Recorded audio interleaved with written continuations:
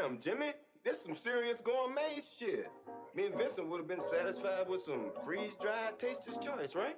And he springs this serious gourmet shit on. What flavor is this?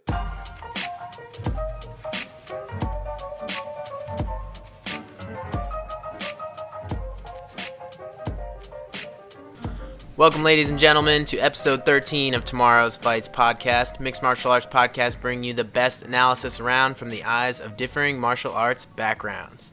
I'm your host, Matthew Catalano, with a background in Brazilian Jiu-Jitsu. I will be directing traffic from the floor. My co-host, as always, the man in the white room, Matt Smith. How you doing, buddy? What's going on, guys? His experiences in kickboxing and Taekwondo, and he'll be our odds keeper for tonight. And rounding out the trio of Matts, this man has 20 years of wrestling experience, a purple belt in Brazilian Jiu-Jitsu, and a multiple-time IBJJF medalist. Welcome to the program, Branscombe. Hey, how y'all doing? And let's not sell Smith short. He's also a black belt in full contact fishing. He's got over 10,000 subscribers to his full contact fishing Stitch page. So if y'all want to check that out, check it out. That's an A+ endorsement. I had one more credential for you, Branscombe. I was going to talk about actually attended UFC 13, bringing us back. In 1997, as a Father's Day present, I was given some tickets to go watch that. I got to see Tito Ortiz was on the undercard of that. Guy Metzger, Tank Abbott. Yeah, it was brutal. Yeah, that's crazy. That was pre Zuffa era UFC. Okay. In Augusta, Georgia. That's right. But anyways, we're not here to talk about UFC 13. We're here to talk about UFC 225. Yoel Romero taking on Robert Whittaker for the official 185-pound belt. Let's jump right into it. How do you guys feel about this card? I think it's a great card. When you've got Joseph Benavidez and Rashad Evans on the UFC Fight Pass early prelims, Gedalia and Esparza, Overeem, and Blades on the prelims, and then a main card that, other than one, fight on there is something that I definitely want to know how it's going to play out. Then yeah, great card top to bottom. One of the ones I'm actually, happy to pay for it, not only, but also we'll be watching from 6:15 p.m. all the way through, the last fight. Yeah, I totally agree. Smith, does this tickle your fancy there, or are you looking forward to 226 too much? No, I do. I like this card. I'm going to leave it at that. I like this card, but 226 definitely does look better. Yeah, so, just to touch on what Branscombe said, too, let me just read you a couple names on just the Fight Pass prelims, so not even Fox Sports 1. Clay Guida, Charles Oliveira, Sergio Pettis, Joseph Benavidez, Rashad Evans. All those guys are on the Fight Pass prelims. That could be a main card on one of those fight nights that they just had. That's better than the main card on some of those fight nights. And then they got Lamas, Esparza, Overeem, Blades on the prelims. It's pretty legit. Right, and then on the Fox Sports 1 prelims, you got Overeem, Blades, Lamas, Bektik, Gedalia, Esparza. These are solid prelims. Mm-hmm. And then, of course, the pay-per-view is great, too. It's funny. Before I was, really looking at this, I was thinking about all the fights on the main card, just going through in my head, what they were and what my intuition of the pick was before, watching tape on it. And I was like, okay, Robert Whittaker, Yoel Romero, Rafael Dos Anjos, Colby Convington, Holly Holm, Megan Anderson, Arvloski. And then I'm like, why can't I remember the fifth fight? What is the fifth fight? And then I looked at Wikipedia, and I'm like, oh, fuck, that's right. CM Punk, man. 0-1 versus Mike Jackson, 0-1. So that is the only dull part of this card that takes off a little bit of the luster if you think about it in terms of pure high-level quality mixed martial arts. And I have nothing against CM Punk. I think it's great that he's going on his own little martial arts journey. I fully believe he's not doing this for fame or money or anything. I just think this is what he believes that he wants to do, and he's testing himself, and that's great. I just don't think it should be on the main card of a pay-per-view that we're paying for, but we'll get to that later. Concur. Yeah. Completely up and down. Okay, so let's jump right into the prelims. Disclaimer, in the interest of time, we're not going to go through every single prelim, but we will pick our 3 best in each category. Most intriguing fight, breakout fighter of the prelims, that's someone you think with a win could go on to do big things, and our pink slip fighter of the night, and that can be extended to the main card if it doesn't apply to the prelims. So, Branscombe, start us off. Which fight are you most interested in on the prelims? Okay, I'm probably going to steal everybody's, but I'm glad I get to go first. But it's definitely the Benavidez versus Sergio Pettis fight. For me, Sergio Pettis he's a very, very young fighter who they've wanted to be a top echelon guy for a while. He made it all the way up to the number 1 contender slot, or fighting for the number 1 contender slot, losing to Henry Cejudo not too long ago. And now he's got another stiff competition. He's got another big guy in there. Benavidez is, on a 6-fight win streak. He's been out for about a year because of had to get his knee completely rebuilt. And the only 4 losses Benavidez ever had as a professional MMA fighter are to Dominic Cruz and Mighty Mouse. I mean, this is a legit dude. He's fought the best of the best and only come up short a few times against the very best of the best. And now we got Sergio Pettis. So if Sergio wins this, he's back in the mix at 125. If not, he's just going to be that journeyman down in the middle. But this is the one I want to see. I want to see if Benavidez comes back after the surgery and rehab and is back to his old winning ways. And also want to see how Sergio is bouncing back from that loss. So, I mean, who are you picking in that one? Benavidez. Yeah. Smith, what are the odds on Sergio Pettis, Joseph Benavidez? Pretty wide, right? Let's see here. Wow, this is quite the list I got to go through. Minus, you like Bovada, right? Yeah. Minus 250 Benavidez. Yeah. Plus 195 Pettis. I think that's fair. I mean, even maybe that's a little wide given Benavidez is coming off a serious injury, but Pettis has struggled with wrestlers, and Benavidez he's a great grappler. Legit all the way around. Yeah. Also good with his hands, and you leave your neck or your head hanging out anywhere, his guillotine is top of the food chain. He's gonna squeeze and probably pop your little head off. Remember when they opened up the flyweight division and they did that 4-man tournament that Benavidez and Mighty Mouse were in? Yeah. Did you think that Benavidez was going to run through that? I did. I'm trying to remember. I always thought that Benavidez would be what Mighty Mouse is right now. I always thought that's what was going to happen.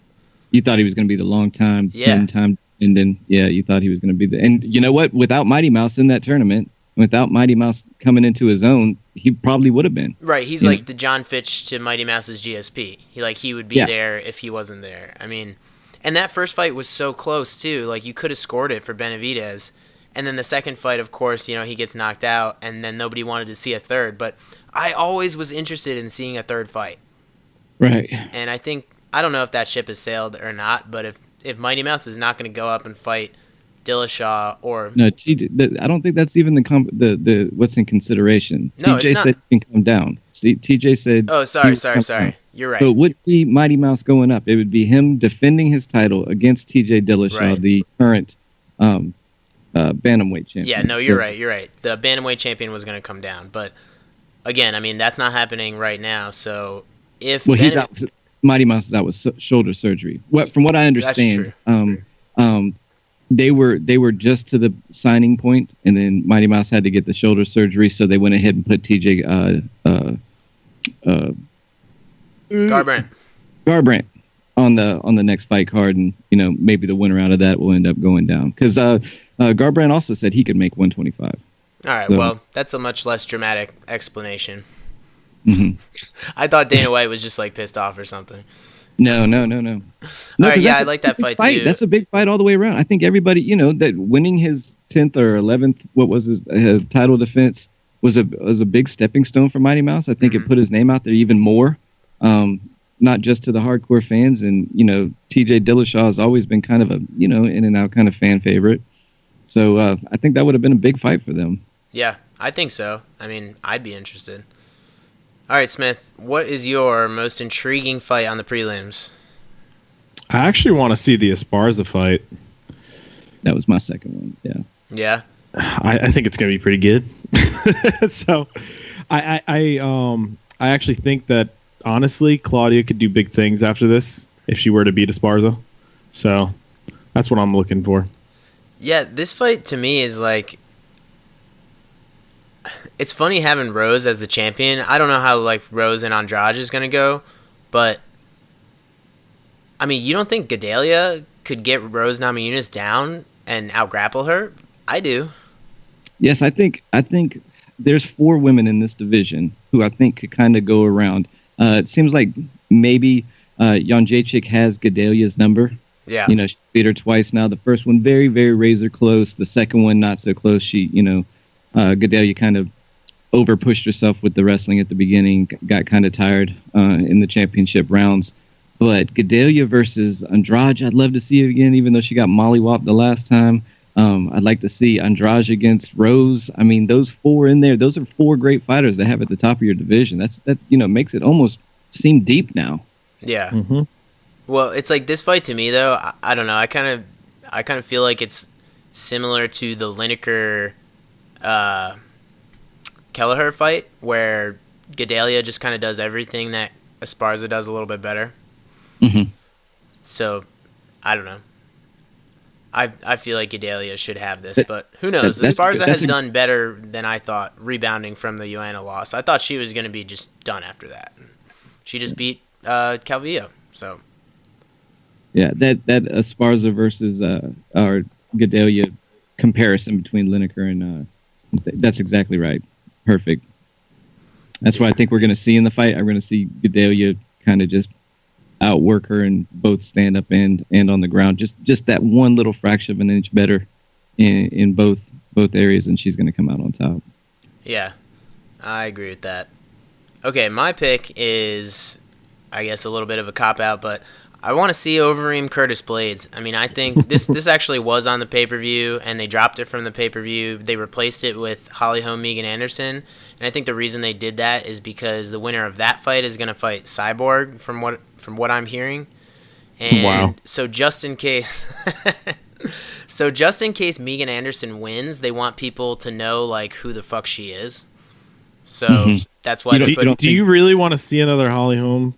Hell no. I don't want to see it, but I'm not making these decisions. This is above my pay grade, man. And honestly, I don't know, man. She didn't look good. I know you guys say, oh, she got the greatest camp ever. Woo, but she did not look good to me. I didn't think she looked good. I mean, she didn't get finished, but... she did not look like somebody who spent years and years of training in fucking boxing, kickboxing, Muay Thai, wherever the hell she's doing. You know what I mean? It did not look good to me. I kind of thought that it was Cyborg looking way better than it was her looking bad. It's impressive to not get your ass knocked out, that's for sure. Smith has just been like forever underwhelmed by Holly Holm. After that Ronda Rousey fight, he expects her to head kick everybody she fights. Not a whole lot of people running in with their head down, just swinging punches at her like she would need for that to happen. Head movement. It's funny that you chose the Overeem and Blades fight, because I would say that Overeem was going to be my pink slip fighter if he wasn't number 2 ranked in the UFC. I don't know. I think he's so inconsistent nowadays, but everybody likes to watch him. He's exciting, whether he wins or gets knocked out. So the one thing I'll say about Blades, besides the fact that he has the best nickname in MMA, Curtis Razor Blades. That's the only reason you picked this fight. I actually think he's one of the few heavyweight prospects that's getting like brought up the ranks perfectly, like sequential tests that are more difficult than the last. Alistair Overeem is no joke, and Curtis Blades, we know what he likes to do. He did it to Mark Hunt, employed that wrestling game. We've never really seen Overeem lose from being out wrestled, which is kind of interesting. But we've seen him lose getting pounded out from like full guard in the Stipe fight. It happened in the Shogun fight back in Pride, which is less uncommon than you would think at heavyweight. They just hit too hard. So I don't know. I'm picking Blades. This is Overeem's first fight since November. Yeah. Not Stipe. Not Stipe. Ngannou. Oh, sorry, Ngannou. My bad. Yeah. See, how can you forget that? Yes, The man was on another planet. Yeah, he was. His head was in so the that'll be stands. interesting. I mean, he's been knocked out so many times, and some of them not. I think very to good. him, it's like going to work, man. Well, I mean, he makes like 250 to 500. He makes a lot of money. Yeah, every time. That's good. It's good work if you can get it. And to be totally fair, he in his interview on the MMA Hour, he was totally at peace with those losses. He's just like, yeah, it was a terrible knockout. It looked awful, and I was just like, yeah, it did. I mean, he's not delusional. He's just saying like, look, it's another fight. You know, it looked terrible. I don't remember what happened. I'm ready to get back in there and test Curtis Blades, you know. And Blades is not a big hitter. He's a good wrestler. So, and like I said, I don't remember the last time I've seen Overeem like struggling to defend strings of takedowns or fight off his back. So I think that's a little interesting ripple in that fight. I'm taking Blades, but I don't know. Maybe he gets kneed in the throat by Overeem, and Overeem's back in the win column. Heavyweight, anything can happen. Yeah. Okay, moving on. Breakout fighter of the prelims. Smith, who you got? Pettis. Sergio? Yes. Wait, is there another Pettis? Well, on this card? Not on this card. Yeah, sorry. Yeah, no, I'm going to choose him. I think if he gets the W here, that's big for him, and hopefully he can get a title shot at some point. Yeah, you can tell they want to get Pettis in there against Mighty Mouse, you know? Kind of like what Branscombe said. But yeah, they've been, you know, I mean, he's, you know, along with the brother storyline, you know, they've got a great family home grow up storyline. Yep. Wasn't his brother the one that was on the MTV show, right? Yeah, World of Jinx. Actually, a really great documentary on Anthony Pettis. It was when he was going into the Danny Castillo fight.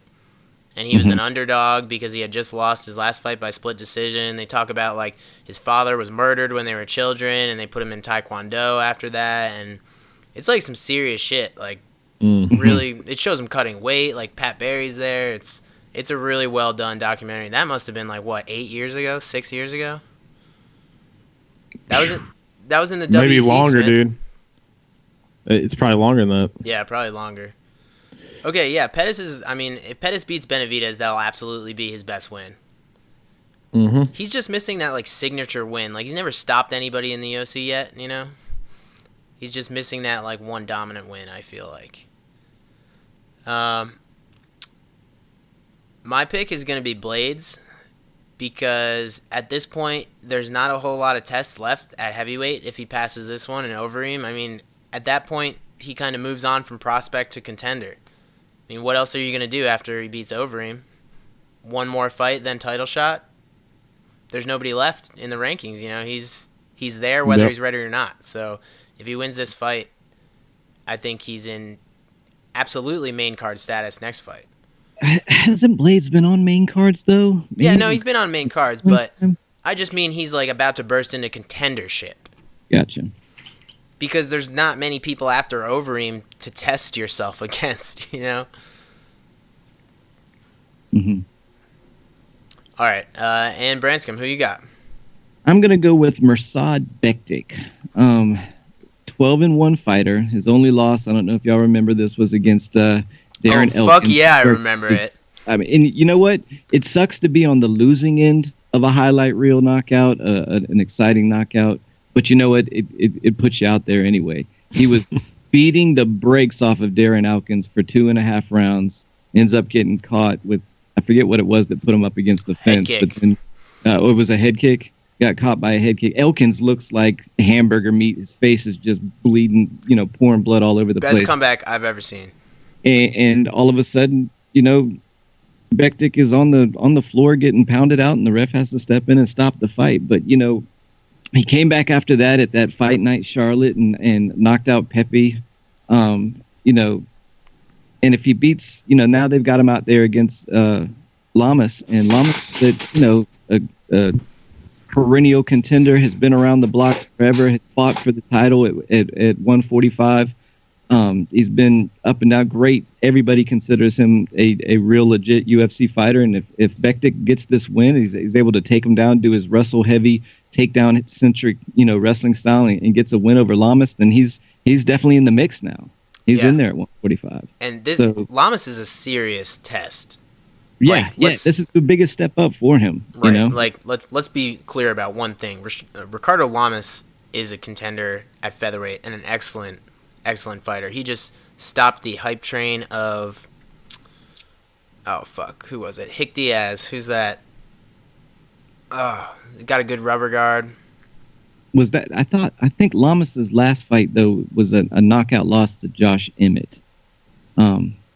Yeah, he lost to Josh Emmett. He won against Jason Knight and Charles Jason Knight, Oliveira. that's who it was. He beat Jason Knight, stopped that train dead in its tracks, but then came out against Josh Emmett. Who, if you don't remember, just fought on the main event versus Jeremy Stevens and got knocked out himself. But I mean, Lamas is not a young guy. I mean, he's been doing this for a long time. No, and that Josh Emmett fight was, I want to say, like 4, 5, 6 months ago. Yeah, and that Josh Emmett fight was like, Emmett had never like knocked out anybody like that in his entire career, and I'm not saying it was lucky. Okay, like he targeted his face with his fist and he connected. I'm sure he was trying to do that, but I don't know. Run that back 10 more times. I'm not sure that happened. Wasn't that a double left hook throw? Emmett's got there first. Something like that. I don't know. Yeah, but anyway, he's coming off a knockout loss. Yep, you're right. You're right. You know that not only does things to your body, but does things to your confidence and your abilities as you go into your next fight. So, maybe this is a good time for Bektik to get a win over a longtime contender and a super UFC veteran. Yeah. So that's it might not make him a household name, but that might get him on his first main card. Right. Yeah, and I love Bektik. I mean, he is solid all around. Fun to watch with the takedown. If you like takedowns, I mean, he's blasting out like 7, 8 of them a fight. Yeah. Doesn't look like he's ever losing energy either. Looks like he could do it for forever. It's crazy. Okay. So let's move on to the pink slip fighter of the night. Who's fighting for their job here? Who's going to get cut with a loss? Anybody? I hate to say this. I hate that these words are coming out of my mouth because for the longest time he was one of my favorite fighters. Always had a chip on his shoulder, but it wasn't one that made me like mad at him. Like sometimes Woodley's can come off and make you a little bit angry. But Rashad Evans. You got to whisper it. The Ultimate Fighter champion, former at heavyweight, came back and won the UFC title at light heavyweight, has now lost 4 in a row. He's 2-6 going back to his loss to John Jones. I mean, it's looking like I don't know if it's just because he doesn't have enough in the tank. Maybe he's comfortable at home. I don't know, but ever since that Nogueira, boxing match, just seemed like he hasn't been able to pull the trigger like he used to be able to. He in the beginning of his fight, I think he had like a gaudy 18-1 or 19-1 record there. They weren't always exciting fights. Every once in a while, you get a flash of something with a head kick knockout or putting out But it was that Chuck Liddell fight that made him think he was a striker. Remember? But well, his hands and head movement were great. He's a former Michigan State wrestler. I mean, he's a blue chip pedigree wrestler. But over the last couple of years, it's just seemed like he hasn't been able to pull the trigger. He hasn't been all there. Their camp went away. He was with the Black Zillions, and I'm not sure I think he's over at Henry Hoof's place now, where who's the guy that just fought with Yoel Romero? Rockhold. Yeah, Rockhold trains over there, but I don't know. It just doesn't seem like he's there, and at this point, I gotta imagine he's not cheap to get on a card even still. So I gotta imagine he might, if he doesn't pull out a win here against Smith, who isn't the cream to the crop. I mean, it's. I don't understand this matchup. Evans' last fight was, he lost to Sam Alvey. I mean, that's not something you would expect. If you would have told me 4 years ago that Rashad Evans would even have a close fight with Sam Alvey, I would have said you're crazy. Or Dan Kelly, dude. Yeah, Dan Kelly. Yeah. Yeah. Yeah. So I totally agree with you, and that's unfortunately. Hurts to say it. If y'all run into him, don't tell him I said it. Yeah, I like Rashad Evans. I mean, I don't think as much as you do, but yeah, he's just looked. When was the last time he looked good? Chael Sonnen, probably, right? When he got on top of Chael Sonnen and just pounded him out from that wrestle ride against the fence. And that was that Chael Sonnen fight. Wasn't there something weird about it? Wasn't that like a day's notice? Maybe. something. It was like somebody pulled out. I think maybe even John Jones pulled out of the Chael Sonnen fight, and Rashad came in. I don't know. I'm not remembering, but yeah. He actually didn't look bad in the John Jones fight. Yeah, I mean that was okay. He split decisioned Dan Henderson, and then he TKO'd Chael Sonnen in 2013. That was his last win. That's 5 years ago. Then he took 2 years off, lost to Ryan Bader. He had some nagging health things too. He had to get rid of a knee and maybe a shoulder. It was really after he took that time off and came back, he never looked the same. Maybe it started after the Little Nog fight, like you're saying, but then he got knocked out by Glover Teixeira, which like I didn't understand that booking. Like Rashad wasn't looking good, so they give him a Glover. I mean, everybody saw that coming. Then they give him a gimme fight against Daniel Kelly at 185, and like. You know, they're putting up against Anthony Smith now, who is a massive, massive 185er who beat the shit out of Hector Lombard. And so people are like, why are they feeding Rashad to this guy when Rashad just wants to go out on a win? Like, he's even said it. He doesn't want to retire on a loss. He just wants to get a win and then go out. And so, you know, people are saying, like, why the hell are they giving Anthony Smith? Like, listen, they already gave him those easy wins. He lost those fights. Daniel Kelly, Sam Alvey. Like, if you can't beat those guys, there's not many other people for you to get an easy win off of. So well, I'm not worried about Anthony Smith's size in this one. It's just the age and how crisp, Rashad Evans fought at light heavyweight forever, and he, like I said, he won the Ultimate Fighter at heavyweight. He's not going to be, outgunned as far as strength and athleticism goes. I just don't know if he's got it in the tank anymore. Yeah, I mean. I don't know. I don't know what else to say. Yeah, he's a heavy underdog. This is probably going to be another loss for him. I don't know how long they can keep him on the roster. It's sad. I'm still calling for him to win. I'm just saying if he loses it. That'd be nice to see. He talk about gunshot. He doesn't even really wrestle anymore. I don't ever know. I don't know what his game plan is ever. All right. Smith, who you got? Who's getting cut? I would agree on that one with Rashad Evans, but honestly, this has nothing to do with like their performance or anything, but I kind of just want to see some fresh blood in the UFC, so I would say Clay Guida. If he doesn't win this, let's just get some new people into the mix. Granted, he has won last 2 fights. I think he just knocked out Joe Lozon, but oh yeah, that was sad.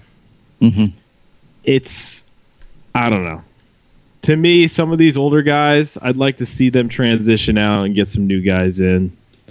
It's been 12 years to play Guida, and I feel like I'm watching the same thing every time. So, man, so you're telling me you're not hyped up for Chuck Liddell to come back at 48 years old and fight Tito Ortiz? That doesn't get your blood boiling, man. I think once in a while to have some old dudes come back if they were legends, if they wanted to do it, that'd be kind of cool. But nah, let's phase these guys out. All right, fair enough. Okay, that being said, anything else you want to touch on the prelims? I mean, this is a great preliminary card. I'm gonna be tuned in from the drop of the bell at 6:15. So, one thing to note: Charles Oliveira is coming in on short notice to fight Clay Guida. I forget who he's replacing, but Bobby Green. That's right. This was very, very recent. So.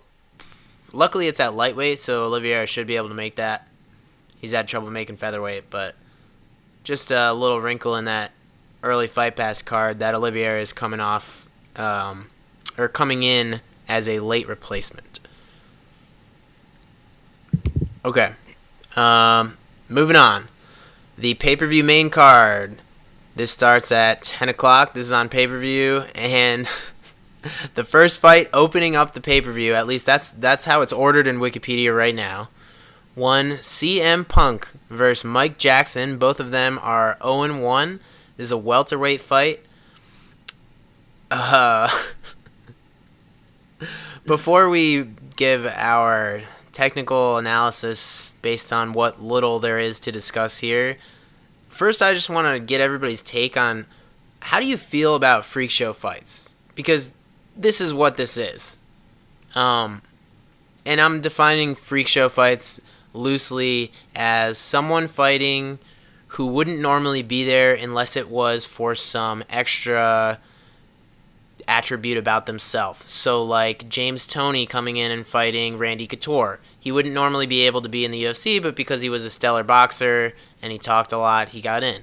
Brock Lesnar, he probably wouldn't be in the UFC with so few fights, but they had him come in because he was a pro wrestler.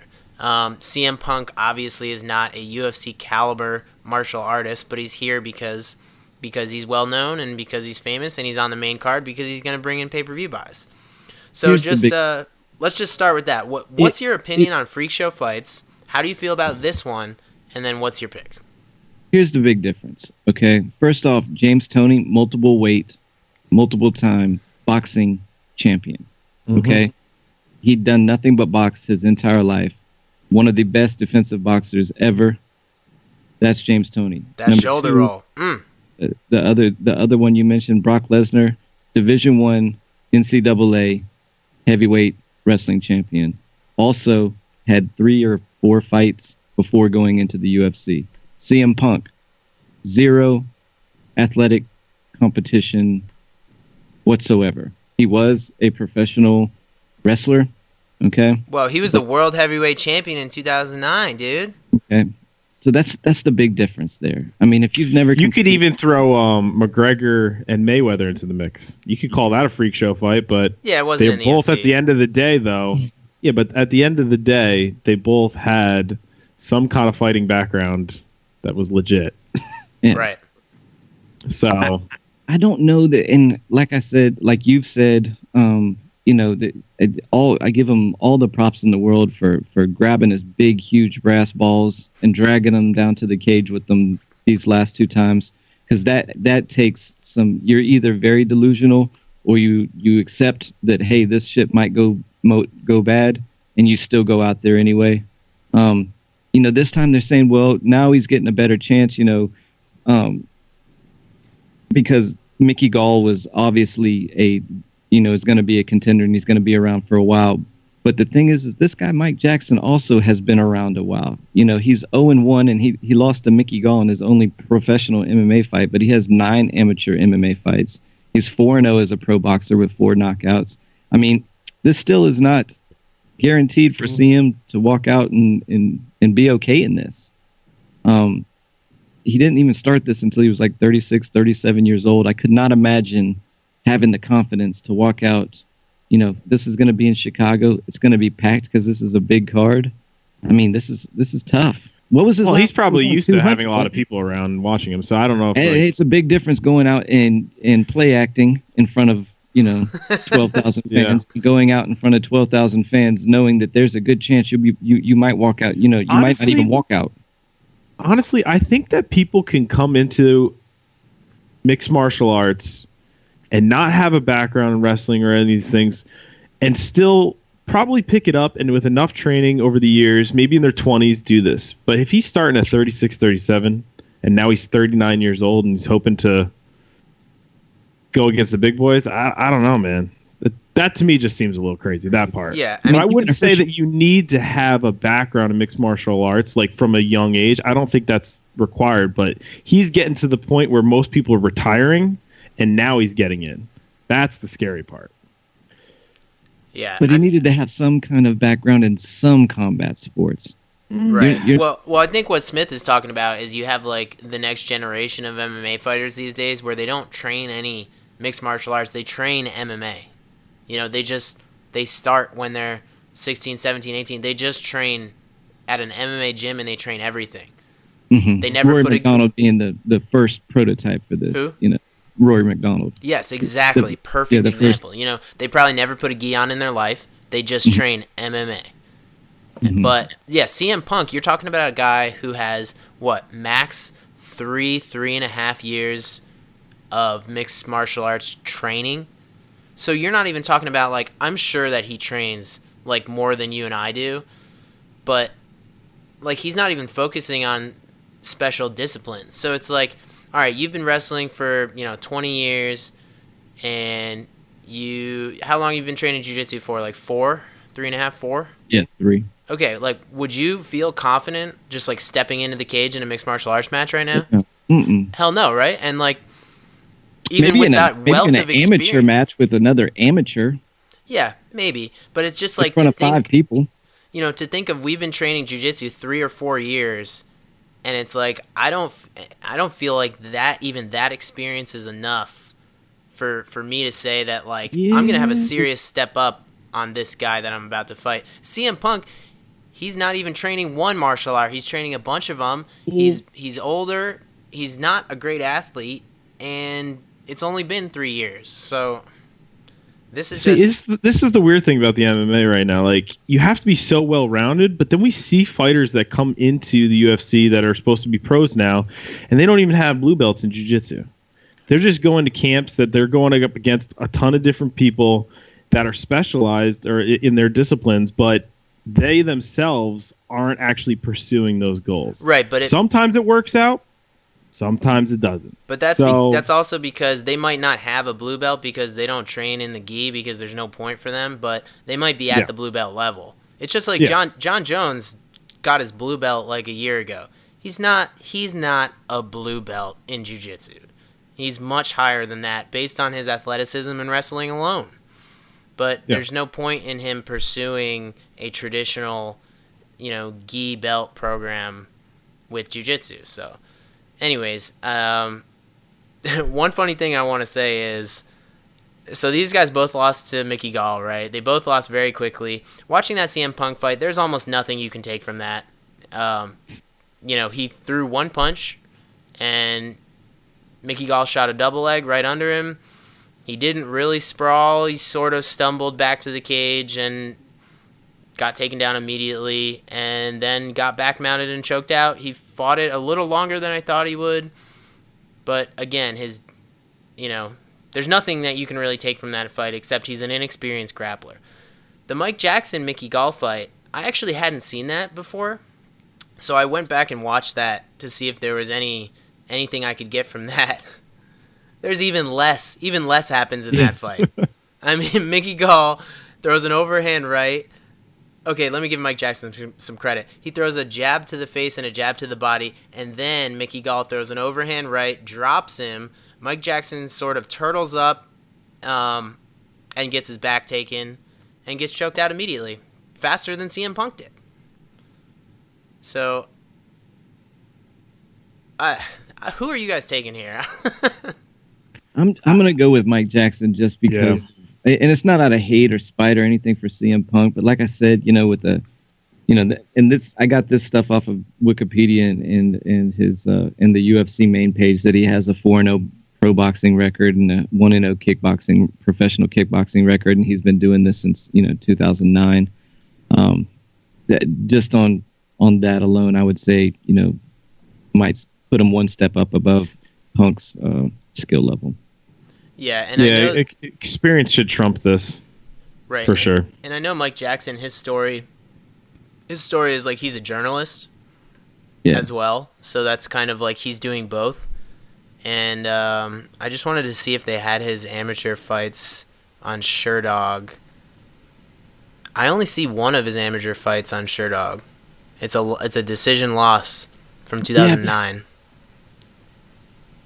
Thought they had something on the UFC page about maybe like 9. Because that would, if he has 9 amateur fights, that's a serious. I thought he had a video out where he said like he's fought 9 times, and CM Punk's actually going up against a pro, not an amateur. Well, I mean, technically they're both pros now, right? I guess so, right? What are the odds on this? Let's take a look at these odds. Yeah, read us the odds. Plus 185 Punk, Jackson minus 225. So that's fair. I mean, there's just so many unknowns here that there's almost nothing to break down. I'll tell you this. I hope CM Punk wins. I think that'd be nice to see. Yeah, I mean, I do. I think it'd be nice to see. I mean, the guy's got a bunch of people hating on him, and all he says is like, this is what I love about CM Punk.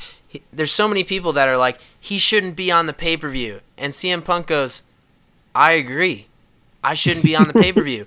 If it was my choice, I would open the Fight Pass card. But it's not. So like he gets it. He's not disillusioned about this grandeur experience that he's on. Like, it's just Dana White wants to sell pay-per-views, Exactly. At the end of the day, it's got to be about right. the So it's pay-per-view not sales. So. like, don't hate on CM Punk for taking the opportunity he's given. Just like I don't hate on Michael Bisping for defending his belt against Dan Henderson when there was a line of contenders because the UFC offered him that fight. Like, get mad at the UFC for making the offer. Don't get mad at the guy for capitalizing on an opportunity. Another weird thing I was reading today about this fight, apparently CM Punk for the last 6 business days or so has been in court. Yeah. In a defamation lawsuit, a civil defamation lawsuit. He apparently won today. I heard that as well. Hey, that's not good building up to this. That's not great to be dealing with that mentally before a fight, no. Yeah, but he just won, right? You said? Yeah. So he puts it behind him, but that means he's dealing with that in a training camp, Yeah, I can't see how that added distraction helps you out in this fight. Anyway, I think we've spent way too much time on this fight, way more than... Yep, I agree. Okay, so the odds have Mike Jackson as a favorite. I'm going to take CM Punk, fuck it. All right. Mm-hmm. I'd like to see it, but no, I think Jackson's All right, moving on. Heavyweights. Andre Arvloski fights Tuivasa, who is essentially like Mark Hunt reincarnated. Tai Tuivasa comes in undefeated, 7-0, coming off a win over Cyril Askar. Andre Arvloski, 39 years old, still doing this. Actually coming off a 2-fight winning streak after a 5-fight losing streak. So remember, he had that win against Junior Albini, and then he had that awful win against Stefan Struve, which let's just pretend that never happened. But anyways, Smith, who are you taking here? Yo, Bam Bam all day. He's gonna knock him out. That's all I'm gonna say. That's it. That's Bam Bam. All right. Go ahead, bud. Okay. I'm also taking Tai Tuivasa. Andre Arvloski is such a rhythm confidence fighter. He at his peak when he's confident, when he was in his prime, he was known for basically being having great footwork and having speedy combinations and getting in and out. And then you see him in the UFC or in his losing streak in Strikeforce, and when he doesn't have that confidence and he doesn't think he can win, he's just stationary, plodding, one shot at a time, doesn't move his head. And it was like in the Junior Albini fight, it was almost like midway through the fight he realized, oh, I'm actually technically better than this guy, and I can do those things again. And you saw him kind of bob around and pump the jab, get in and out, to the point where Junior Albini realized he was losing a boxing match and just didn't know how to close that distance, so he just sucked him up against the cage and looked for offense. Junior Albini was he just looked lost in the clinch there. He just figured he had to do something else. So it made for a terrible fight, but one that Arvloski won, and he should have won. And the Stefan Struve fight, I'm not going to talk about it. It was awful. Yeah. But the thing is, Andre Arvloski being that confidence style type of fighter at this point in his career, it's either he has that little mid-fight epiphany where he finds his rhythm, or he doesn't, and he gets knocked out. And the problem with Tai Tuivasa is he actually does throw kicks. He actually has a good jab. He can actually close the distance and find offense, and he hits hard. So unfortunately for Andre Arvloski here, I think he's going to get knocked out before he has his little come-to moment of, I'm a good striker, Dude, let me work some angles. I don't think Ty's ever... He's got no losses, and I think every single fight is ended in knockout, right? Yep. In the first round. Yeah. So, and let's be clear, he's very green. This is a early prospect you're talking about, but the man has some boxing matches too. He gets his legs up there for head kicks. He's athletic, but he doesn't look like it. He's one of those surprising athletic guys, one of those fat kids that can do a backflip. So I'm assuming he trains with Mark Hunter, right? They're all from that region of the world? Yep. And let me, to put in perspective how green he is, This is his first fight out of Australia. The 2 fights that he had in the UFC both were in Australia. The last one he did look great in, but like Smith was saying, he has 7 wins, 7 first-round knockouts. So what we don't know is if Andre Arlovski, gets him into deep water, what we're going to see here, going through my notes here, but I was writing down stuff for Andre Arlovski. The first thing I wrote was been in the game since '99, son. I mean, literally, he's seen and 20 fought years. every single heavyweight ever. Yep. You know what I'm saying? He was, he's a former UFC champion back in a different era, back in a different heavyweight era. But, up until, just recently, he was tied for the most defenses. He had two title defenses of that belt. He's gone the distance in his last 3 fights, with, go ahead and pronounce his name for me. Tuivasa. Tuivasa having never been out of the first round, that might be something that leans to his favor. I'm still going to go ahead and call Tuivasa because like Smith was talking about earlier with Guida going out, I think Arlovski is, he's kind of a throwback to a bygone era, Mm-hmm. And Dude, back in that day too, man, you didn't have to know all the disciplines. You could be good at one thing, and that was your bread and butter. And Arlovski really fly this day. Arlovski was a real MMA fighter, though. It's in surprising for MMA. Our heavyweights at the time, he was a world sambo champion as well as a pretty damn good kickboxer. He's one of those, and he looked the part. That's what you want a heavyweight champ to look like. Chiseled, up and down, had the fangs, he had the look. Remember when he had the long hair? He looked like fucking Wolverine. Yeah, it looked awesome. Dude, you remember when he straight ankle locked Tim Sylvia to win the belt? Yeah. That's what I'm saying. So he was, he had multiple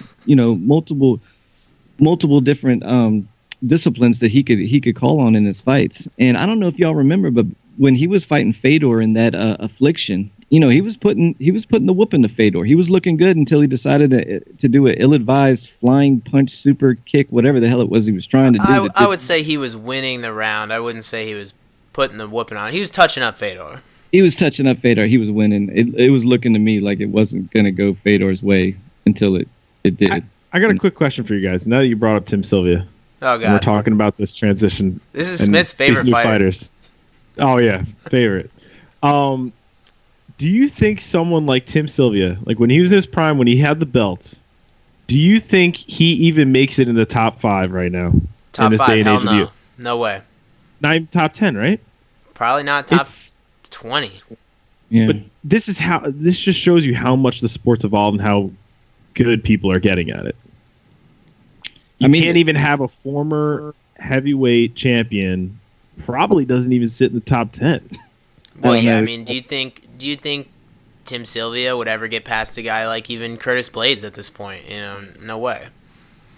So, yeah, I see what you're trying to say. It's like it's not to say Arvloski hasn't evolved, but this sport's kind of passed him by a little bit. And once your chin starts to go at heavyweight, it's serious trouble for you. Yeah, the funny thing is his comes in and goes out. It has over the years. There have been times where he's just been barely tapped and he ends up sleeping, and there's other times where he takes a bunch of them to the chin and keeps coming back. And this has been going on for 10 years now. Yeah, 10 years now. But I'm gonna go ahead and still I'm gonna put my vote down for the young Australian to pull this one off. If it does, I'm thinking maybe first round knockout. It will get interesting if it makes it out of the first round though. Yeah, no, I agree. I don't think it will, but I don't know what they're going to do with Andre Arvloski. He's going to fight forever, man. I mean, he's on the 2-fight winning streak, so he's probably not going to get cut. Anyway, Smith, what are the odds?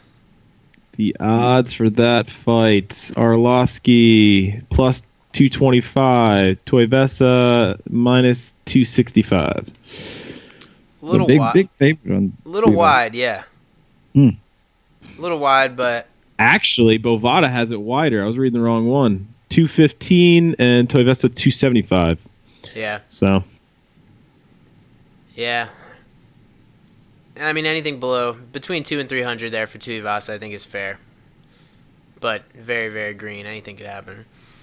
Okay, moving on. Women's featherweight in the middle of the card. Holly Holm takes on Megan Anderson. It's actually pronounced Megan. I believe she's from Australia. Yes, she is from Australia. Okay, so Holly Holm is moving up for this fight to women's featherweight. So remember, this takes place at 145. Holly Holm is 11-4, coming off a decision loss to Chris Cyborg. Megan Anderson, fighting at featherweight, is 8-2. She's coming off a 4-fight win streak, all TKOs. Her last fight was Invicta against Charmaine Tweet, where she won the Invicta belt. Yep, vacant belt because Cyborg is in the UFC with the real belt now. So Megan Anderson coming over to the UFC to take on Holly Holm at featherweight. Branscombe, what are you thinking? I'm thinking the interesting stat for me on this one isn't the 8-2 or the 11-4 record. It's the fact that Megan Anderson is 6 foot tall. She is a tall feather. I didn't know that. Yeah, she's a big girl. It's not the first time Holm has faced somebody in MMA that was taller than her. Durandame was taller than her by an inch. I believe her and Cyborg are the exact same height. But the problem I see for Anderson is that she's not a super accomplished kickboxer. She's won most of her fights that way. But she does have 4 knockouts. She does have 2 subs to her name. But I don't see her being able to out kickbox Holly Holm. I was only able to watch highlights. I've never sat down and watched a full fight of hers, but in the highlights that I saw, it seemed to me like she was, her punches were a little bit wider, not as straighter as Holly's. Her kicks weren't as flashier, as tall. It didn't look like she, moved around the ring as well as Holly Holm did. The bad thing about Holm right now, though, is, since beating Ronda, she's 1-3. This is her second fight at 145, but she said recently that she still feels more comfortable at 135. I mean, those aren't good signs. But if I was to put my money down, and I don't know what the odds are, if I was to put my money down, it would be on Holm. I just think she's a better fighter. I think the UFC might want Anderson to win. You want fresh blood for the Cyborg guillotine. You want something for the smashing machine to beat up on, and she's already beat Holm, and I think the 1 or 2 other featherweights that might actually be out there under the UFC banner, with Anderson having at least a piece of the Invicta one. I think the only reason she has it is because it was given up by first Cyborg and then by the other last person that Cyborg fought. What was her name? No, I think it was just given up by Cyborg, then it was vacant. Who was that lady that Cyborg fought before Holm the last time? Looked like the older lady, tough. Anyway, I'm calling Holm, pulling this one off. 3-round slog. We're going to be there the whole time. Mm-hmm. Just begging for Dos Anjos and Covington to hit the stage. Yeah, this could be rough. It's placed right in the middle of the card. I feel like that always kind of tells you something. Like the fight, I always feel like the fight they put in the middle of the pay-per-view is the one they have the least faith in being exciting. It's kind of like your little intermission. Mm-hmm. So this fight to me is basically, is Holly Holm going to have trouble kicking someone in the head who's 4 inches taller than her? That's my question. I think the answer is probably going to be no. And I'm picking Holly Holm, but there's a few things about Megan Anderson that I think could make it interesting, besides the fact that she's very tall and she's athletic. And let's just be super clear. Megan Anderson is a 145-pounder. She cannot make 135. This is a true featherweight. She's tall, athletic, weighs in right at 145. This is a featherweight, just like Chris Cyborg. So let's just make sure we're clear on that. Secondly, I think it really depends on what Megan Anderson's game plan is here coming in against Holly Holm. So in all of her fights, she doesn't really care to wrestle. She wants to be on the feet. She wants to punish girls with her long reach. She wants to get you against the fence, tag you up. She hits hard. She's got a big overhand right that she lands a lot. And her game plan is essentially to bully you on the feet and find that knockout. If she comes in with that game plan against Holly Holm, she's probably getting finished. She's getting picked off coming in. Holly might land that head kick on her.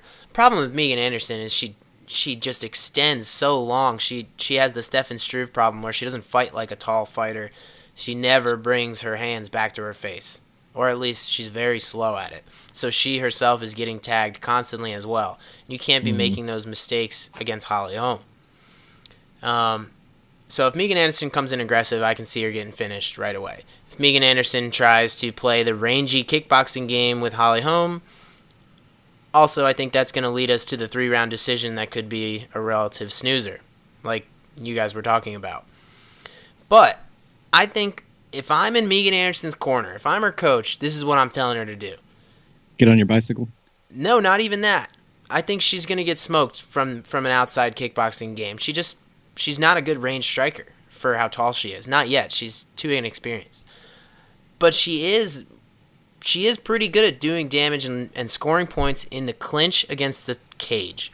So she's so tall. She gets her double underhooks and sticks her head into you. She uses her leverage very well. She lands knees from there. We all know Holly Holm is not the greatest wrestler, offensive or defensive. It's hard to say who would have the wrestling advantage here. Maybe Holly Holm by a small margin, but you really don't know. Megan Anderson's jiu-jitsu is poor to average. In the few fights she's lost recently, she's been submitted. In her last fight against Charmaine Tweet, or maybe it was her fight before that, she got hit with like that most basic oompa sweep. You know, when people stand up in your guard, you grab their legs and you just hip forward. Yeah, if you're a professional fighter, you should never be getting swept like that. And Megan Anderson got swept easily. Just didn't have her hips in the right place, didn't have her feet in the right place. So if I'm Megan Anderson, I'm telling her just to hold Holly Holm against the fence and land knees, score points, throw some foot stomps, some good old Chris Lieben foot stomps in there. Just score points and make it ugly. Take away the range because you're going to lose that game. She never really goes for body lock trips from there, even though she's deep on those underhooks, and I think it's just because she's not confident in her grappling.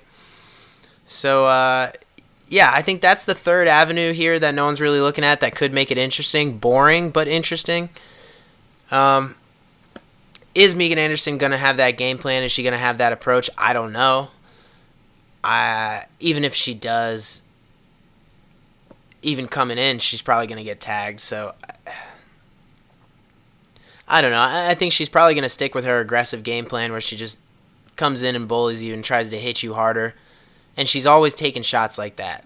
So Holly Holm is just 6 levels above the competition that Megan Anderson has been fighting. And I think at this point, Holly Holm has been so overrated for so long that she's being underrated now. And that's how people are looking at this fight. So I'm taking Holly Holm. Either a decision or, depending on Megan Anderson's game plan, she could land that head kick. Mm-hmm. Yeah. I would agree with you guys. I'm going to go with Holly Holm on this. Honestly, I haven't done a lot of research on Megan Anderson You up didn't until this fight. The fights? What did you say? You didn't go back on UFC Fight Pass and watch the whole Invicta for every one of these fights that she was on? So, honestly, man, I'm just going to go with my gut on this one because that's all I can go on, and I'm just going to say Holly Holm. Fair. So, all three of us are picking Holly Holm. What are the odds? Let's see. We've got minus 230 for Holm, Anderson plus 180. See, even that I feel like is a little close. Yeah, it does seem a little close, doesn't it? It's just because I swear it's because Holly Holm she's looked bad in her last 4 or 5 fights. Being at 145, people probably just don't have the confidence in Holm right now. Yeah, but I agree with you. I think she is underrated. I hope to God that we see a little bit better though kickboxing though, man, because I don't know what the hell we were watching last time. I think she was nervous or something. I don't know. I mean, she's fighting Cyborg. What are you gonna do? Yeah, but she went into the Ronda Rousey fight like a champ. So come on. Yeah, Ronda We just need Rousey a little bit more isn't of a that. kickboxer though. But I hear you. I want to see some vintage head kicking Holly Holm. Mm-hmm. Otherwise, this might be a 3-round. Let's go start up the grill kind of fight. Okay, moving on. In the welterweight division, now remember, this is for the interim title, which, Another one. yeah, I don't understand why that's happening when Tyron Woodley is coming back next month, but above my pay grade. Okay, at welterweight for the interim title, we have Rafael Dos Anjos coming in at 28-9, coming off that 3-fight win streak, all welterweight fights. Tarek Safady, Neil Magny, and Robbie Lawler. He's taking on Colby Convington, who comes into the fight 13-1, coming off the Damian Maia decision. He's on a 5-fight win streak. His last loss was in 2015, where he got guillotined by Warley Alves. So 3 years ago. And this is a 5-round fight because it's for the belt. So that throws a little wrinkle in this fight, which I think favors Rafael Dos Anjos. Mm-hmm. Branscombe, pretty legit. Tell us a little bit about Colby Convington as a wrestler. Well, he's about as blue chip as they come. Junior college national champ for Iowa Central Community College, which is a damn good. It's normally a feeder program into the Iowa program. He ended up leaving there and going to Oregon State, where he was a Pac-10 2-time Pac-10 champion and an All-American. Pac-10 is a great conference, and if you win that, then you're a legit stud. And right after college, he ended up going down to ATT, and he's been there ever since. Specializing in UFC. His wrestling in the ring has been that explosive, grab you, pick you up, hold you, pick you up off the ground, put you down on the ground with some authority, and then hold you down underneath it. He's a pretty smothering, top pressure, fighter from the top. Where I see his deficiency, what he's going to have in this one is his stand-up game. He's only got 2 knockouts on his whole record on his out of his 13 fights, and Dos Anjos is nasty. He is used to be there under Rafael Codera at King's MMA, polishing up his kickboxing. Now he's over with Jason Perillo, who Chris Cyborg and Michael Bisping both credit with their hands. A great boxing coach. I think Dos Anjos is going to be hands and feet above him when it comes to the stand-up game. And Rafael Dos Anjos himself is pretty damn nasty when it comes to grappling. He's got multiple submission wins. Isn't that how he finished Magny? Didn't he get him up underneath him and smash him underneath him? I think he submitted Magny with like an arm triangle or something. Yeah, he's legit as it comes when it comes to grappling. Yeah, round 1 finish. For Covington, this is a huge step up for him. Dos Anjos is not only was a long-time lightweight fighter, but ended up becoming the lightweight champion. Covington's only big fight before this one was against Damian Maia. And Damian Maia, love him to death, but he's getting pretty long in the tooth. We saw that again in his last fight. I don't know if talking himself into this fight was the best thing he could have done for his career at this point. I was thinking he might have needed a couple more before he got to this one.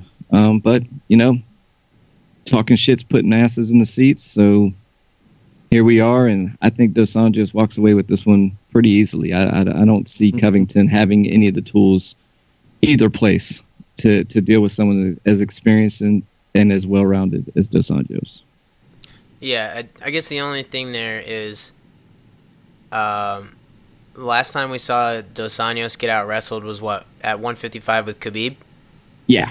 So does that fight play into anything here? Like, how do you compare that fight versus a weight division up against Colby? Is there anything to be compared there? That's we'll see. Colby Covington is as, I don't know if he's as strong of a top wrestler as Khabib is. He definitely hasn't fought the marquee fighters that Khabib has. and been able to do it. Would you agree there's a difference of getting somebody down compared to what Khabib does, where he just straight controls every aspect of the ground? Yeah, You know what I and mean? the transitions. So you can be a great wrestler, you can take people down all day, but you need to know how to finish them at the end of the day too. We'll get into the Yoel Romero thing where, Yoel can take you down anytime he wants, but he's not always able to hold somebody down, because that wasn't that wasn't the wrestling that he specialized in. He came from the Cuban freestyle system where your freestyle wrestling is basically take someone down. You got a few seconds to work something there to get a turn or a pin, but your main goal is to take people down off their feet, and then they let you back up and you go back at it again. Covington came out of the USA folk style wrestling system where he wrestled in college, where you take someone down, you hold them there for as long as you can. So he's going to have a better game than most when it comes to top wrestling. Is it as comparable as Khabib's? I don't know. I fighting against beating the shit out of Max Griffin isn't the same thing as beating the shit out of Rafael Dos Anjos. Fair point. All right, so you're taking Rafael Dos Anjos. You think this goes to the scorecards? I'm thinking Dos Anjos, he finishes him. This will be the first time Covington will ever have gone into the into the championship rounds. I think Dos Anjos is able to keep up a pace that Robbie Lawler, who never gasses, wasn't able to keep up with. I mean, this is he's going to be in his face the whole time. I think his crisper, sharper striking is going to be the thing that pulls him through on this one. I think he's going to end up cracking Covington and end up finishing him before the fifth. I agree with everything you're saying, man. Literally. Yeah, and I other than Covington's trash talk recently, which just isn't my cup of tea. I'm like I said, it got him into this fight, so whatever works for you. I enjoyed watching his come up. I've watched him for a few years now. I remember watching him on he was roommates with Masvidal when they had that little Masvidal YouTube thing that would follow Masvidal around Miami as he was getting ready for fights and whatnot, and Covington was his roommate. Then some of it was really hilarious. And ever since I watched that back then, I've always tuned in when he fought. I hope he continues on after this fight. I just don't think this was the one for him to win. Yeah, I hear you there. This is where it gets really interesting. Well, you want to know the odds? Yeah, okay, so what are the odds on this fight? Minus 110 for Covington. Pick him. Yeah. Minus 120 for Dos Anjos. Yeah, so it's essentially dead even. My problem with Covington here, and I won't be providing any dissension. I'm picking Dos Anjos, and you guys said most of what I was going to say anyway, so sorry for the repeat. But the problem with Covington I have is he's essentially, to me, he's a prospect who's fighting contenders now. He's not an established contender. His best win is Damian Maia, but that's his only high quality win. And I think at this point in Damian Maia's career, anybody who's a better defensive wrestler or who's a good enough defensive wrestler to stop his takedowns has a clear path to victory in that fight. So, look at these people that Damian Maia's had trouble with. Tyron Woodley, Kamaru Usman, Colby Covington. Just blue chip wrestlers, all of them. So I think that, that was the best style matchup for Colby Covington to get a win over a top guy for him. What does Colby Covington even beat Darren Till? Does he beat Stephen Wonderboy? I don't think so. I don't know, but he skipped right from prospect to I'm fighting for a title, and I think it's because he was talking. So I just think, echoing what Branscombe said, this is a couple fights too quick for Covington. He's a pressure fighter, pressure wrestler. He smothers you on the ground. The problem for him here is it's 5 rounds, and Rafael Dos Anjos, if there's one guy who I really believe when he tells me that he feels better because he moved up in weight, it's him. And I think this absolutely benefits Rafael Dos Anjos' cardio. He looked great in the Robbie Lawler fight. He looked amazing, never slowed down. He just ran off with that fight in rounds 4 and 5. So obviously Covington's deficiencies come in the transition and the striking, where Dos Anjos is more than well equipped there with his Muay Thai game. Brazilian Jiu-Jitsu black belt. He's got excellent submissions. The Covington guillotine loss to Warley Alves, I mean, it's a prospect loss. Alves' best submission is guillotine. It happens. So I wouldn't put a ton of stock in that.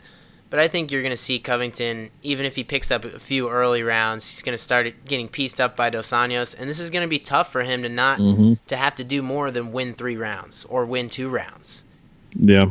You know, he's going to have to fight for 25 minutes. And we know Dos Anjos can do that. We don't know what Covington looks like in 4 and 5, especially if he's gassing out on missed takedowns. I don't know how good his cardio is. You know, he's a young guy. I'm sure it's great. But 5-round fight against a 170-pound Rafael Dos Anjos with the Muay Thai he has, with the Jiu-Jitsu he has, with the cardio he has, that's too much to ask for Colby Convington at this point in his career. So I'm in agreement with everything that you guys said. I think it might go to decision. Colby's tough, but I could also see Dos Anjos finishing him, you know, somewhere on the fence. Maybe if Covington gasses out in round 4 or 5. So. If y'all want to see the difference, it was either, I think there's only 2 of them been out so far, so it was either the first one or the second one of the embedded for this UFC 226. Watch Dos Anjos hitting mitts with Jason Perillo, and then watch Colby Covington hitting mitts with Matt Brown down at ATT, and you'll see the difference. I mean, it's even to untrained eyes. You know, if you sit there and watch, you're like, oh, okay, all right. There's something different going on here. You know, one of these guys is legit, and the other guy, you know, if he catches me with the shit, he's gonna knock me out. That's for sure. But it's not the same thing that we're seeing from the other side. Yeah, but hopefully it's a great fight. They've been running their mouths. I do think it's hilarious what Covington is calling his Nerd Bash 2018. I think that's hilarious. But then we'll see what happens. Did you guys watch the countdown? I never watch the countdowns anymore, but like I had it on while I was like moving furniture and shit. Mm-hmm. Oh man, did that make me just hate Colby Covington so much, dude? It's so bad. It's like a poorly written like pro wrestling sketch. That's like his whole persona, dude. It's so bad. He's just like, he's training in the gym and he's like, it's not my fault they can't find anyone to beat me and I'm the greatest welterweight in the world. I'm just, you know, I'm getting laid twice a day with 2 different girls, whatever. Like, and it's just, dude, it's so bad. It's so bad. Yeah. It's rough. But if you got the stones to stand in the middle of Rio de Janeiro and call everybody in the stands filthy animals, I mean, once again, you know, big brass balls, maybe not the smartest thing in the world. And Dos Anjos isn't the guy to get rattled. Yeah, I mean, and it got him here, right? It got him to a title shot, interim, what have you. Wait it what you will, but like we said, I think it's too much too soon for him, so... This is one of those cases where like someone has like a really good win record and he's got a lot of hype around him and they just push him too soon. He's pushing himself though, you know? Well, yeah. No, I know what you mean though. Okay, well, let's move on to the main event. Middleweights, he's the champion, the official champion. And remember, there's no more interim belt anymore, thank God. Robert Whittaker takes on Yoel Romero. So Robert Whittaker, only 27 by the way, which is younger than I thought. That's pretty crazy. Robert Whittaker comes in 19-4, coming off the win over Yoel Romero at UFC 213. Yoel Romero, 41 years old, coming in 13-2 off the knockout win of Luke Rockhold, where he would have picked up an interim belt, but was not eligible because he missed weight by, I think, like a pound or 2. But it should be noted that he came into the fight on short notice. So perhaps a little leniency there. All right, Smith, who you got? I got Whittaker. Yeah? I think he did a good enough job the first fight, and I think he's going to do that in the second one. That's why I'm going to go with him. Yeah. Simple as that. I keep it short and sweet on my side here. All right, Branscombe. Why don't you tell us about Romero's wrestling and then give your take on it? Like we talked about this earlier, and I said basically you can just say he's won everything but a gold medal at the Olympics, but silver medal at the Olympics in 2000, 2004 he was fourth, so just right outside the medal round. In his international career, he's beaten 3 eventual gold place medalists. One, the most notable being Cael Santos, and he beat him multiple times in freestyle wrestling. He has 5 world championship medals, a gold medal, and 2 bronzes and 2 silvers. So basically, Pan Am gold medal. He's done everything you can in freestyle wrestling. I think one of the interesting things you just said about Whittaker is he's only 27 years old, but he's been fighting since 2009. Yoel Romero is 41 years old and only been fighting since 2009. So, that's right. And the funny thing is, Whittaker has 7, 8, 9 more fights than him professionally, but Whittaker had to come up, as a pretty much an unknown fighter, work his way up. Yoel Romero, obviously, blue chip as you come, got kind of walked through it a little bit faster. Didn't have to take as many fights to make as much money. Yoel still only lost 2 fights. He lost to Feijão. Who was that? Yeah, Cavalcante in his first ever fight in Strikeforce. Ended up getting knocked out in that fight. But after that, went undefeated all the way up until his decision loss to Whittaker, last year. What I'm wondering is if we're going to see a different kind of fight out of Yoel Romero than we saw the last time. In the last fight, I don't know if y'all remember, but the first 2 rounds was I'm going to keep shooting until I take him down. Yep. And then, like I said, freestyle wrestling isn't your practices aren't going to be focused around holding somebody down. So all those years it was take somebody down. So he would get Robert Whittaker down, but wouldn't be able to hold him down. And they would. Whittaker had great scramble back to the feet a lot of times too. So yeah, I think earlier on this week I saw someone put a little GIF up of Whittaker getting back to his feet. He tried to sit out to a switch, and then eventually got showed some great MMA smarts and went over to the fence and used that to help himself get up. That shit'll wear anybody out. Mm-hmm. It'll especially wear out a 41-year-old man. You keep shooting over and over. Now, what we saw in the Luke Rockhold fight right after that was Yoel Romero using a little bit of his newfound knowledge that he got from that last fight and wasn't out there shooting his ass off. He wasn't going, taking shots over and over. He was kind of playing a little bit smarter. And even though Yoel Romero is a, top of the food chain wrestler, he can also, if he touches you with his knee or if he touches you with that left, you're going night-night, and it's probably going to be pretty bad pretty quick. We saw that in his very last fight against Luke Rockhold, and then in his, in the UFC New York, the first one at Madison Square Garden one with Weidman. Yeah, Weidman. That flying knee out of nowhere. I mean, yeah, I thought he killed him. I thought we saw a death in the octagon. I really did. And he can lull you into that, getting used to him being kind of laid back and lazy and just playing a little bit defensive and not really looking like he's going to, and then explode out of nowhere and just put your lights out. Well, he's got a great control of rhythm and in his striking as well for a guy who didn't come from an art of striking, Yeah. I'm sure he's had some boxing experience being from Cuba and everything, but like Smith, I can easily see Whittaker being able to use, and Whittaker himself, is not a bad wrestler. He didn't start until 2015, but he's won a whole bunch of awards and medals over in Australia. Was actually going to compete in the Commonwealth Games over there. I was reading about earlier. All right, what's up, guys? This is Matt Catalano. I want to give you a quick update. We had some technical difficulties and lost the last 10 minutes of the show. So cut off right where Branscombe was talking about the takedown defense of Robert Whittaker. So I just wanted to wrap up about 5 minutes here real quick just to surmise what everybody picked. Branscombe is taking the wrestler Yoel Romero to defeat Robert Whittaker for the 185-pound belt. I'm picking Robert Whittaker. Smith as well is going with Robert Whittaker. The only other things, just a quick sign off, and thanks everybody for listening. We'll make sure we have this up and running and fixed for next time, but send us any questions and comments for UFC 226. That's Miocic versus Cormier and Ortega versus Holloway. So you can find us at Tomorrow's Fights on Twitter. You can find us on the website, tomorrowsfights.com, Stitcher, YouTube, Google Play, SoundCloud, Facebook.com/Tomorrow's Fights.